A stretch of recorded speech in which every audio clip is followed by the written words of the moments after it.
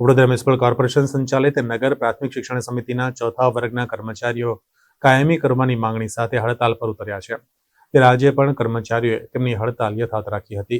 વડોદરા નગર પ્રાથમિક શિક્ષણ સમિતિના ચોથા વર્ગના હંગામી કર્મચારીઓને કાયમી કરવાની માંગણી સાથે થોડા દિવસો અગાઉ ન્યાયાધીશોને આવેદનપત્ર પાઠવી અલ્ટિમેટમ આપ્યું હતું કે ગમે તે થાય 16 તારીખથી અમે હડતાલ પાડીશું। ત્યારે હંગામી કર્મચારીઓ પોતાની માંગ પર અડગ જોવા મળ્યા હતા।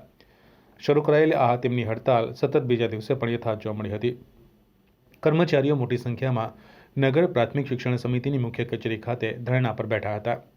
નોંધનીય છે કે અગાઉ સત્તાધીશો દ્વારા આ કર્મચારીઓને સમજાવવાનો પ્રયાસ કરવામાં આવ્યો હતો અને લોલીપોપ આપવામાં આવી હતી, જો કે આજ દિન સુધી તેમની માંગણી સંતોષવામાં નહીં આવતા હવે કર્મચારીઓ લડી લેવાના મૂડમાં જોવા મળ્યા છે।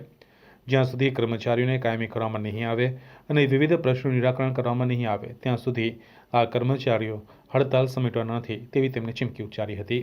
નગર પ્રાથમિક શિક્ષણ સમિતિની સામાન્ય સભામાં ફેબ્રુઆરી 2019માં જે લેબર કોર્ટમાં ચુકાદો આવેલો હતો એ ચુકાદાનો અમલ કરવો એવું સર્વસંમતિથી પાસ થયા બાદ એ જે ઠરાવ છે એ ઠરાવ કોર્પોરેશનમાં મંજૂરી અર્થે ગયેલો, જે 7/12/2020ના રોજ જિગીશાબેન શેઠ મેયરશ્રી હતા, એમના સમયમાં એ ઠરાવ મુલતવી રહેલો હતો।